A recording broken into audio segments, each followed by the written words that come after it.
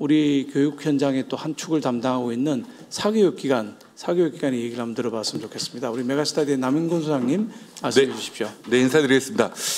제가 한 30년 동안 사교육에 쭉 있으면서 이제 교육 정책을 어떻게 대응할 것인가, 그것도 사교육이 이렇게 하면 매출을 더 많이 올리나 이런 것만 고민을 하다가 어제 교육 정책을 세우는 담론에 참여하게 돼서 정말 감사드립니다.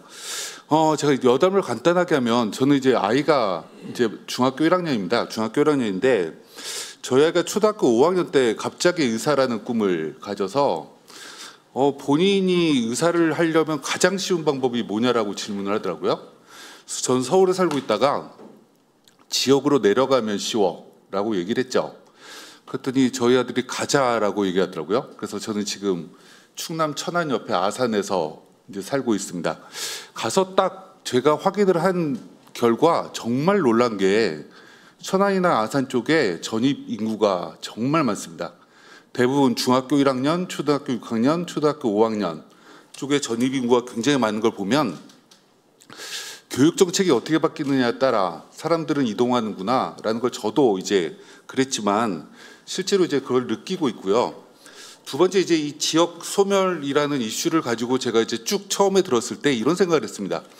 우리나라에 이런 제도가 만약에 없었으면 이 제도는 시행하기가 되게 어려웠을 텐데 2002년도에 이제 정운찬 총장님께서 이제 지역 균형 만들었고 2023년에 이제 의대가 지역 인재라는 걸 이제 본격적으로 시작을 하고 있었기 때문에 이거는 논의 구도에서 지역의 비례로 선발한다라는 건 어느 정도는 지금 합의되어 있는 상황이 아니냐라는 기본적인 생각이 들고요.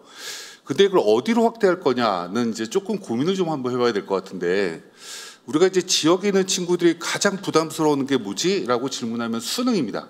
기본적으로 수능 성적을 올리는 게 서울의 대치동이나 재수생들하고 경쟁을 했을 때 본인들이 이기기가 어렵다라고 하는 거죠.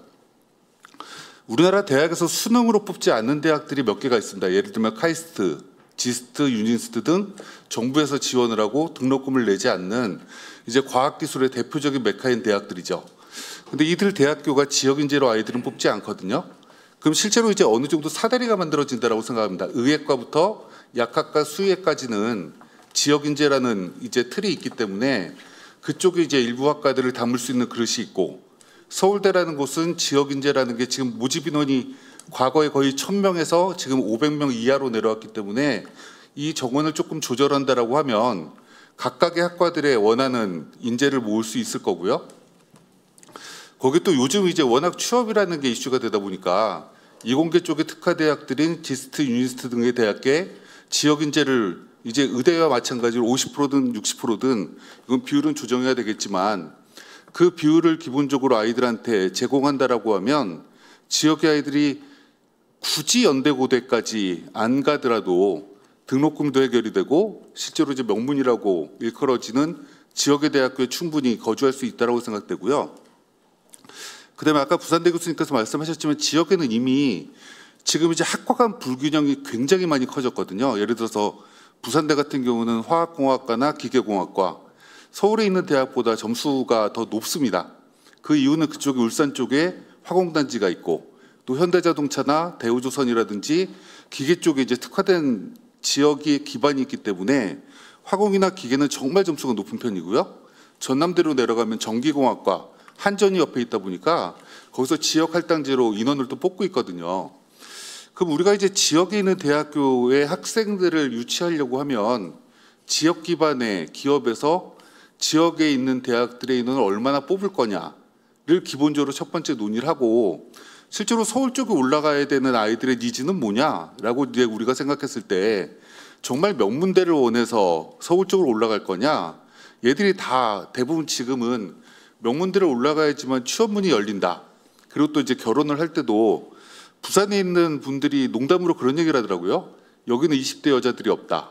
그러니까 남자들도 올라간다. 이렇게 얘기를 하는 걸 보면 지역별로 이제 기본적인 이제 수급의 틀을 어떻게 만들어지는가가 병행이 되면 이 제도는 합의가 될 거라고 저는 보이고요.